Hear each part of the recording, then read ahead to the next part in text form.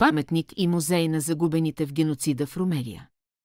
През 1800 година в Румелия е имало великолепна култура, турско и мюсюлманско население. Мюсюлманите в румелийската география не само съществуват тук като администратори, но и съставляват значителна гъстота на населението. До 1923 година мюсюлмани остават само в Анадола, Тракия и някои региони на Южен Кавказ, а мюсюлманите на Балканите почти са изчезнали. Изчезването на мюсюлманите на Балканите става чрез миграция, болести или кланета, онези, които оцеляха, останаха на малки групи в Гърция, България и Югославия. Ахмед Хамди Танпанар изразява значението на румелийската цивилизация в предговора на своята книга «Петте града» последния начин. Можем да считаме османския, който е композиция, включваща обширната румелийска география и средиземноморска култура, като наш ренесанс.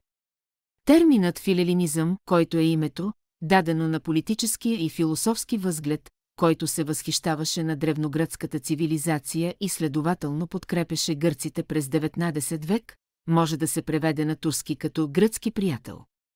Филелинизмът формира философската основа на геноцидите, извършени в Румелия и на Балканите след 1820 година, и накара руското и европейското общество да участват в този геноцид, да си затворят очите за него и да го направят забравен.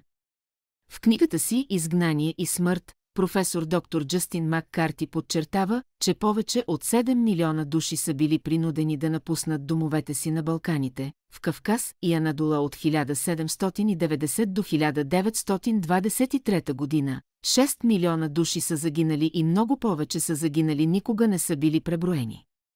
Маккарти се очуди, че този геноцид, който се случи в историята на Румелия, не е разказан адекватно нито в Турция, нито в света. Професор доктор Халил Иналджак изразява събитията в Румелия последния начин: нашата цивилизация в Румелия беше унищожена от геноцид. Зов към внуците на милионите, които загубихме в геноцида в Румелия и румелската цивилизация.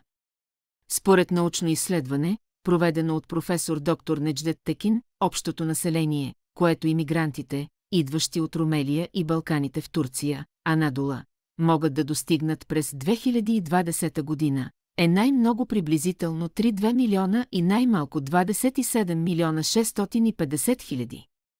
Днес Румелия и балканските имигранти, които съществуват почтено и успешно във всеки аспект от живота в Турция, носят голяма отговорност да реализират проекта «Паметник и музей на уважение към милионите, които загубихме в геноцида в Румелия» и да направят необходимия запис в световната история.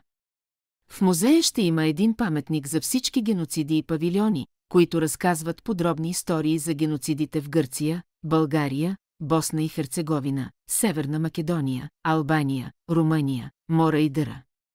Този музей и паметник ще бъдат отговорът на Турция към филелинизма пред лицето на историята. Платформа «Ние сме Румелия» разпространи през съобщение и разяснителна кампания по темата за паметника и музея, които получиха широк отзвук в пресата и обществеността.